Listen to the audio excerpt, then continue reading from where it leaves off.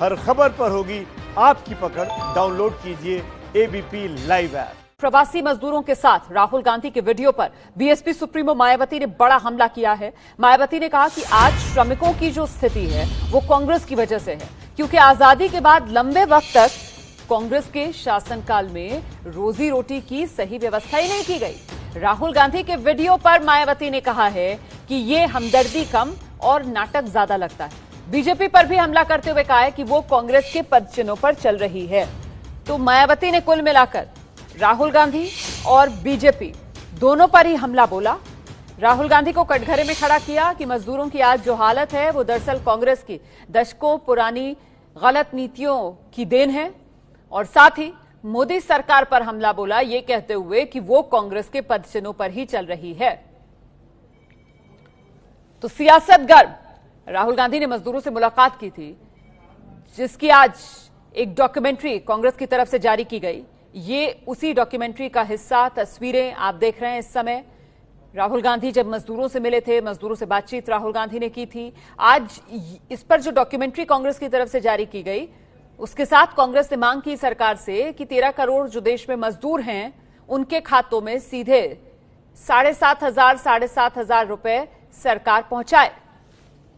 हम सीधे रुख करते हैं। मेरे साथ मेरे सहयोगी रणवीर इस समय मौजूद हैं।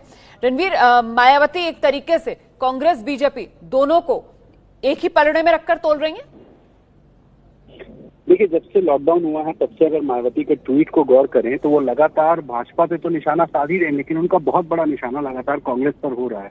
और लोकसभा चुनाव के बाद जब वो सपा से गठबंधन उन्होंने तोड़ा था, उसके बाद मायावती एक अलग लाइन लेकर चल रही है और उसी के तहत वो एक बार सरकार पर भी हमला करती हैं और साथ ही विपक्ष की पार्टियों पर भी हमला करती हैं। और इस पर जैसे राहुल गांधी का जो वीडियो आया, उस वीडियो को उन्होंने नाटक करार दिया और उसके बाद कांग्रेस पर हमला बोलते हुए वो कहती हैं कि उनका सबसे लंबा शासनकाल था और इसी वजह से मजदूरों की दुर्दशा हुई जिससे वो पलायन करते। लेकिन उसके बाद वो फिर बीजेपी पर आती हैं और ये भी समझाती हैं कि वो कांग्रेस के पद चिन्हों पर ना चले।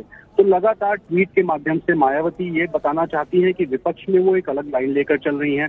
ना वो सत्ता पक्ष के ही पूरी तरीके से करीब है, ना ही विपक्ष में ही कांग्रेस को अपना बड़ा दल मानती हैं। कल ऑल पार्टी मीट कांग्रेस ने बुलाई थी, उसमें भी मायावती की पार्टी ने बहिष्कार किया था, वो नहीं पहुंचे थे क्योंकि उत्तर प्रदेश की राजनीति में मायावती अपना एक स्थान ढूंढ रही हैं और जिस तरीके से 10 लोकसभा सीटें उनको मिली थी, उसके बाद वो उम्मीद कर रही हैं कि जो 2022 का विधानसभा चुनाव है उसमें सीधे विपक्ष के तौर पर सबसे बड़ी पार्टी वो अपने आप को साबित कर सके। और शायद यही वजह है कि एक अलग लाइन लेकर वो सरकार के साथ साथ विपक्षी पार्टियों पर भी निशाना साधने की कोशिश अपने ट्वीट के माध्यम से करती है। बहुत बहुत धन्यवाद आपका रणवीर इस तमाम जानकारी के लिए। तो देखिए किस तरीके से मायावती ने निशाना साधा है राहुल गांधी और मोदी सरकार दोनों पर।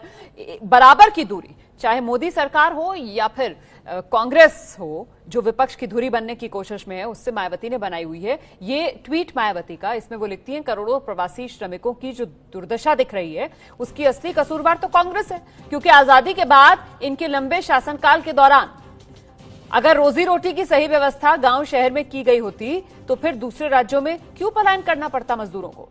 कांग्रेसी नेता द्वारा लॉकडाउन त्रासदी के शिकार कुछ श्रमिकों से दुख दर्द बांटने संबंधी जो वीडियो दिखाया जा रहा है वो हमदर्दी वाला कम, नाटक ज्यादा लगता है। तो ये मायावती का ट्वीट जिसपे उन्होंने निशाने पर राहुल गांधी को लिया है। राहुल गांधी की मजदूरों के साथ डॉक्यूमेंट्री पर बीजेपी ने भी पलटवार किया है।